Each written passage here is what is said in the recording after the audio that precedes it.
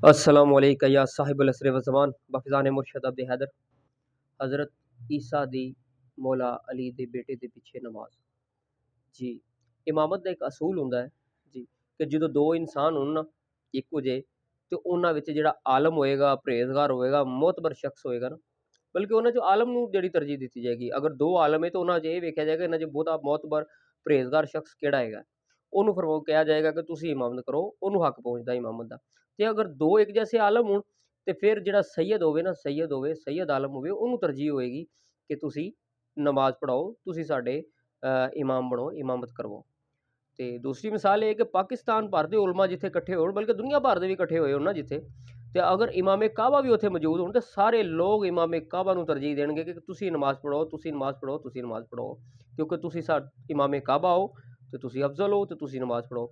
ਇਹ ਉਹ ਦਲੀਲ ਇੱਕ ਜਿਹੜੀ ਤੁਸੀਂ ਇਨਕਾਰ ਨਹੀਂ ਕਰ ਸਕਦੇ ਠੀਕ ਹੈ। ਬਾਕੀ ਜਿਹਨੇ ਨਹੀਂ ਮੰਨਣਾ ਉਹਨੇ ਨਹੀਂ ਮੰਨਣਾ ਮੈਨੂੰ ਫਰਕ ਵੀ ਕੋਈ ਨਹੀਂ ਪੈਂਦਾ ਠੀਕ ਹੈ। ਲੇਕਿਨ ਜਿਹੜਾ ਇਨਸਾਫ ਪਸੰਦ ਬੰਦਾ ਉਹ ਗੱਲ ਨੂੰ ਤਸਲੀਮ ਕਰੇਗਾ। ਇਮਾਮਤ ਦਾ ਹੱਕ ਹਮੇਸ਼ਾ ਪਹੁੰਚਦਾ ਹੀ ਉਸ ਨੂੰ ਹੈ ਜਿਹੜਾ ਉਸ ਮਹਿਫਲ ਦੇ ਵਿੱਚੋਂ ਅਫਜ਼ਲ ਹੋਵੇ ਸਭ ਤੋਂ, ਯਾਨੀ ਕਿ ਜਿੰਨੇ ਲੋਕਾਂ ਨੂੰ ਜਮਾਤ ਕਰਵਾਈ ਜਾ ਰਹੀ ਹੈ ਉਹਨਾਂ ਤੋਂ ਸਭ ਤੋਂ ਜਿਹੜਾ ਅਫਜ਼ਲ ਹੋਏਗਾ ਉਹ ਇਮਾਮਤ ਕਰਵਾਏਗਾ। ਕਾਨੂੰਨ ਕਾयदा ਕਾਨੂੰਨ ਕੁਲੀਆ ਸਭ ਇਹੋ ਹੀ ਹੈ ਠੀਕ ਹੈ। ਹੁਣ हज़रत ईसा अलैहिस्सलाम इमाम महदी मौला अली सल्लल्लाहु अलैहि वसल्लम के 11वें बेटे के पिछे इमाम महदी के पिछे नमाज अदा करेंगे। सही मुस्लिम का हवाला है 395 नंबर, बैनुल अक़वामी जिहड़ा नंबर है वो 156 है ठीक है।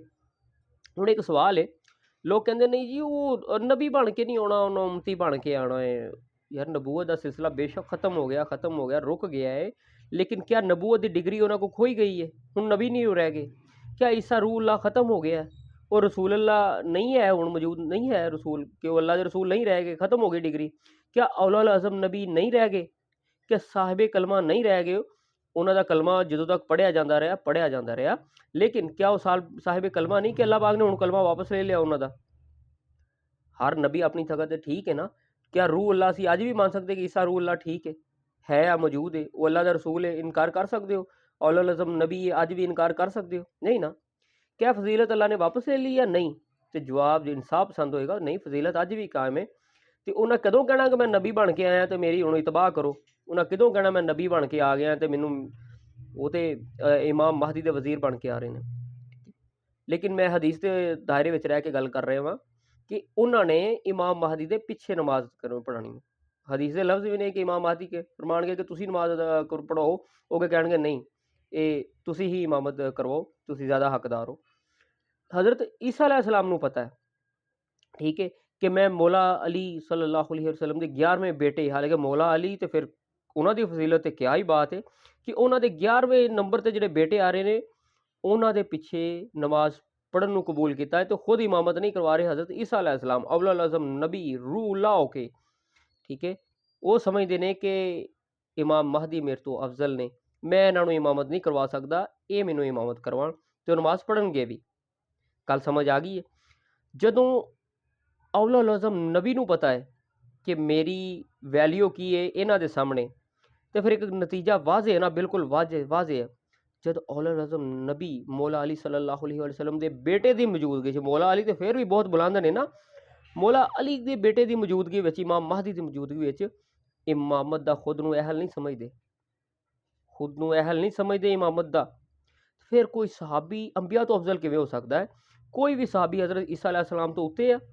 कोई भी सहाबी तुसीं कहोगे नहीं नहीं नहीं नबी अंबिया जिहड़े है ना सहाबी कोई भी अंबिया तो अफजल नहीं है। तो फिर जिहड़ा नबी है औलुल अज़म नबी है या तो कह दो डिग्रियां खो लियां अल्लाह ने वापस ले लिया हुण कोई ओहदा नहीं है वो आम इंसान ने साडे वर्गे या तो यह कहो भाई वो अज भी कायम दायम ने ठीक है। अज भी औलुल अज़म नबी भी उस तरह ने रूहुल्लाह भी उस तरह ने बेशक उन्होंने इनकार कर सकते कि ईसा रूहुल्लाह नहीं है नहीं कर सकते। जदों उसनूं पता है कि मैं अली ते की मौला अली ते की उसके बेटे की भी इमामत कराउण दा अपने हकदार नहीं है मैं तो फिर कोई सहाबी हज़रत ईसा तो अफजल किवें हो सकता है? तो फिर कोई आखे जी किसी सहाबी ने मुहम्मद सल्लल्लाहु अलैहि वसल्लम नूं मौला अली नूं ठीक है नमाज पढ़ाई उन्होंने यानी कि इमामत करवाई तो गल समझ नहीं आती। एवें कोई सहाबी जुरत कर ही नहीं सकता कि उस सहाबी नूं भी तो पता है ना कि मेरे मैं किन्हां दे अगे खलोता वां मैं नबी पाक सल्लल्लाहु अलैहि वसल्लम दे अगे खलो गया वां मैं मौला अली दे अगे खलो गया वां वो एक कदी भी नहीं कर सकता। ਜਦੋਂ ਹਜ਼ਰਤ ਈਸਾ अलैहिस्सलाम ਇੰਨੀ ਜੁਰਤ ਨਹੀਂ ਕਰ ਸਕਦੇ ਤੇ ਫਿਰ ਹੋਰ ਕੋਈ ਸਹਾਬੀ ਦੀ ਤੇ ਇੰਨੀ ਜਿੰਨਾ ਜਿਗਰਾ ਹੀ ਨਹੀਂ ਕਿ ਮੌਲਾ ਅਲੀ ਨੂੰ ਨਮਾਜ਼ ਪੜ੍ਹਾਵੇ। ਨਬੀ ਪਾਕ ਸੱਲੱਲਾਹੁ अलैहि वसल्लम ਦੇ ਅੱਗੇ ਉਹ ਖਲੋ ਕੇ ਨਮਾਜ਼ ਪੜ੍ਹਾਵੇ, ਇਹ ਇਮਾਮਤ ਦਾ ਅਸੂਲ ਹੀ ਨਹੀਂ ਹੈ। ਗੱਲ ਸਮਝ ਆਈ ਜੇ? ਕਿ ਉਹ ਵੀ ਮੈਂ ਹੀ ਹੁਣ ਸਾਡਾ ਮਜਬੂਰੀ ਕਿ ਅਸੀਂ ਤੁਹਾਨੂੰ ਸਮਝਾਉਣਾ ਗੱਲ ਦਾ, ਇਮਾਮਤ ਦੇ ਅਸੂਲ ਨੂੰ ਫੋਲੋ ਕਰੋ ਤੇ ਇਸ ਹਦੀਸ ਨੂੰ ਫੋਲੋ ਕਰੋ। ਇਹ ਹਦੀਸ ਕੋਈ ਸ਼ੀਆਂ ਦੀ ਕਿਤਾਬ ਤੋਂ ਨਹੀਂ ਹੈ, ਸਹੀ ਮੁਸਲਿਮ ਦੇ ਵਿੱਚੋਂ ਨੇ। ਇਹ ਹਵਾਲਾ ਵੀ ਇਸਲਾਮ 360 ਐਪ ਦੇ ਵਿੱਚੋਂ ਮਿਲ ਜਾਏਗਾ ਤੁਹਾਨੂੰ, ਐਸੇ ਨੰਬਰ ਨਾਲ 395 ਤੇ ਬੈਨ ਅਲ-ਅਕਵਾਮੀ ਨੰਬਰ 156। ਠੀਕ ਹੋ ਗਿਆ। ਬਾਕੀ ਹੁब्बे अली रहमतुल्लाह, बुग़्ज़े अली लानतुल्लाह बेशुमार।